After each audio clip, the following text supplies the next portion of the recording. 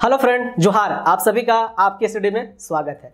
तो चलिए आज हम लोग खोढ़ा भाषा के अंतर्गत आंखें गीत जो खोढ़ा कविता संग्रह पढ़ रहे थे, जिसके कवि कौन थे? श्रीनिवास पांडुरे जी। ठीक है, तो उसके अंतर्गत जो आज हम लोग कविता पढ़ने जा रहे हैं उसका नाम है कौन सुंदरे पूजे तो।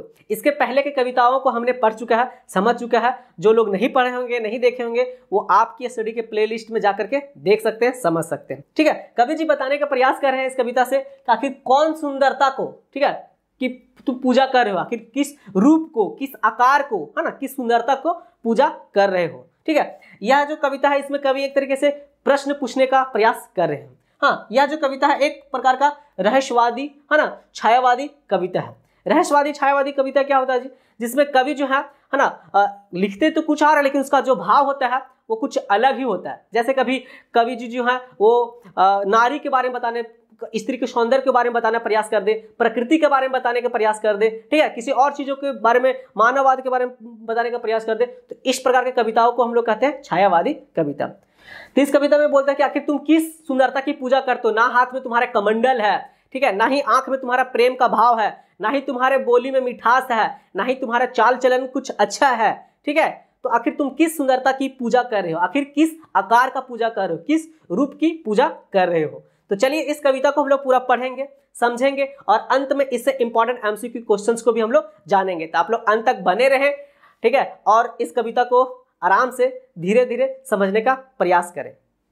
तो देखिए कविता में बोलते हैं कवि जी कि कौन सुंदर पूजे तो, यानी किस रूप का, किस आकार का, किस सुंदरता की तुम पूजा कर रहे हो। आखिर किस सुंदरता की पूजा कर रहे हो। इतने मग्न भाई, आखिर इतना मग्न होकर के, इतना ध्यान लगा के आखिर किस सुंदरता की पूजा कर रहे हो, किस आकार की पूजा कर रहे हो, किस रूप की पूजा कर रहे हो, बताओ।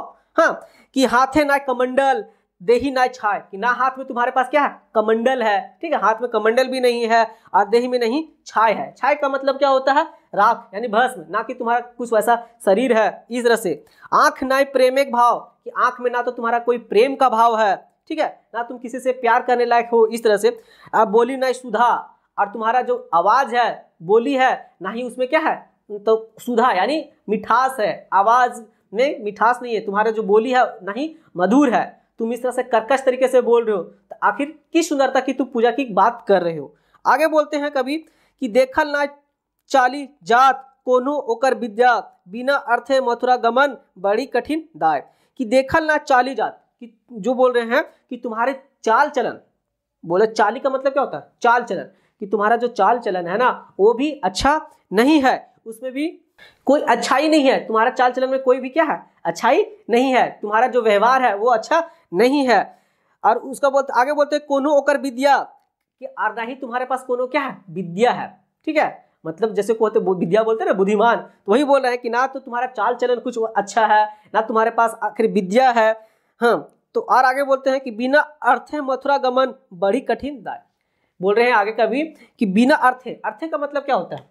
तो अर्थे का मतलब होता है कि जैसे बिना पैसा का, ठीक है, अर्थ जो होता है ना, अर्थशास्त्र, उस तरह से। तो इसमें बता रहे हैं कि बिना अर्थे कि मथुरा गमन बड़ी कठिन दाय, कि जैसे आपके पास पैसा नहीं रहेगा और कहीं आपको जाना है, ठीक है, जैसे तो ही बोल रहे हैं कि मथुरा क्या, मथुरा है ना घूमने वाला जगह, तो वही बोलते हैं कभी कि यदि आपके पास पैसा नहीं है तो आखिर मथुरा आप कैसे घूमिएगा, भ्रमण कैसे कीजिएगा, हाँ, उसके लिए तो चाहिए ना। तो वही बोला कि ये क्या बड़ी कठिन है, दाय है, दाय का मतलब काम, कि बहुत कठिन काम है, कि जब आपके पास, क्योंकि देखिए कभी इसको बता रहे हैं कि ना आपका चाल चलन बढ़िया है, ना आपके पास विद्या है, ठीक है, कहीं आने जाने के लिए विद्या की जरूरत पड़ता है, बुद्धि ज्ञान रहेगा तभी तो आप जा पाइएगा, और नहीं आपके पास पैसा है, तो ये सबसे बड़ा कठिन काम है कि नहीं है।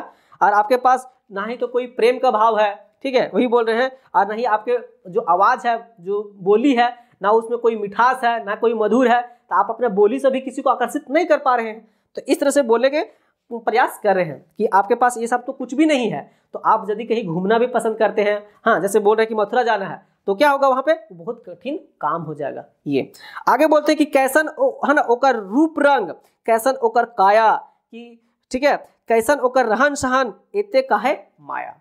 क्योंकि ये कविता जो क्या है, एक रहस्यवादी कविता है। तो ये जो पारा हम लोग अभी पढ़े पंक्ति, इसमें कुछ और भाव था, लेकिन अगला पंक्ति में कुछ और भाव बता रहे हैं। बोल रहे हैं कि कैसन ओकर रूप रंग, कैसन ओकर काया।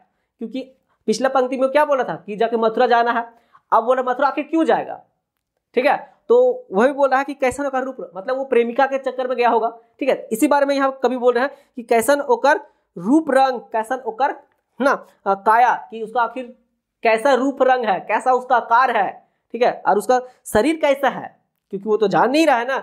हाँ, तो कैसन ओकर रहन सहन है, तो उसका रहन सहन कैसा है, और उसके रहन सहन है, आखिर उसके रूप के पीछे आखिर तुम्हारा इतना मोह माया काहे है, ठीक है। माया का मतलब मोह माया, कि कैसन ओकर रूप रंग, कैसन ओकर काया, यानी कैसन उसका शरीर है, कैसन उसका रहन सहन है, और काहे इतने तोर माया, कि काहे इतना तुम्हारा उसके पास क्या ममता है, मोह है, ठीक है। इस तरह से आंखिक सुख मिटवे खातिर कंधे दौड़ल जाए, कौन सुंदरे पूजे तो इतने मशगूल भाई, कि आंखिक के, क्योंकि जो व्यक्ति के बारे में बता रहे हैं या जिसके बारे में कवि जी वर्णन कर रहे हैं, तो वो बोला कि जब मथुरा जा रहे हो तो आखिर जब प्रेमिका से मिलोगे आखिर क्या होगा, थोड़ा सा क्षणिक सुख होगा, है ना। इस चीज के बात बता रहे हैं कि आंखिक सुख मिटवे खातिर, कि जो क्षणिक सुख है, क्योंकि उसको जब देखेगा अपना, है ना, उस सुंदरता के बारे में, ठीक है, तो उसका थोड़ा सा आंख का जो सुख है वो क्या होगा, मिट जाएगा पल भर के लिए।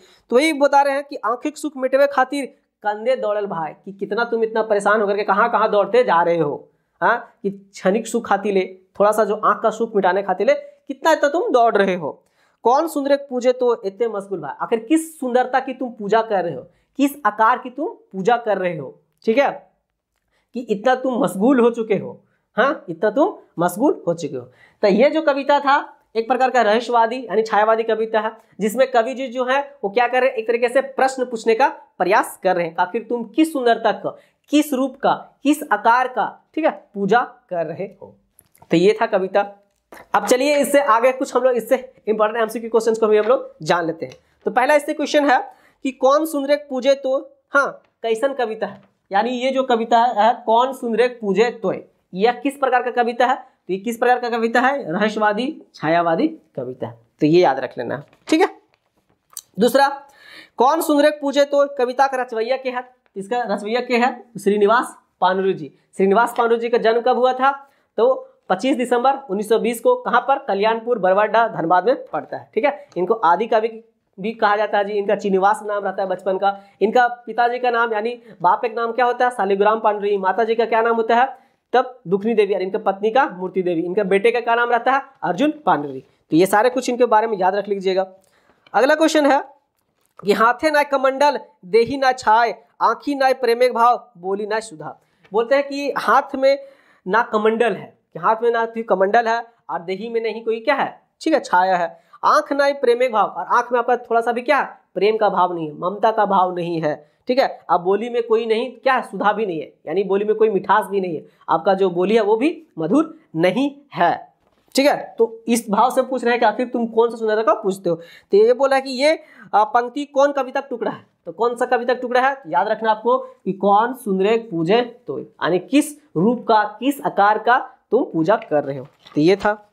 अगला क्वेश्चन है कि कौन सुंदरे पूजे तो कविता कौन किताबें शामिल है, यह कौन किताब में शामिल है, तो याद रखना आंखिक गीत खोटा कविता संग्रह में शामिल है, जिसमें कुल 72 कविताएं हैं, जिनमें 71 कविता है और एक क्या छनिका, छनिकाओं की टोटल संख्या कितनी है, तो 11 छनिका है, ठीक है, तो याद रखना है। अगला क्वेश्चन है आंखिक गीत कविता संग्रह के रचवैया के माँ के नाम की बतावा, मतलब की है उसको बताओ, इनके माँ के नाम क्या है, तो मैंने बताया कि इनके माँ का क्या नाम है, दुखनी देवी। तो ये सारे कुछ पॉइंट याद रखना। तो ये था कुछ इससे इंपॉर्टेंट एमसीक्यू क्वेश्चंस। मैं आशा करता हूं कि आपको ये अच्छा लगा होगा तो इसे लाइक करें और हमारे चैनल को सब्सक्राइब भी करें, और कमेंट बॉक्स में जरूर बताएं कि आपको ये कविता कैसा लगा, ठीक है, और दोस्तों के साथ शेयर करना ना भूलें। धन्यवाद।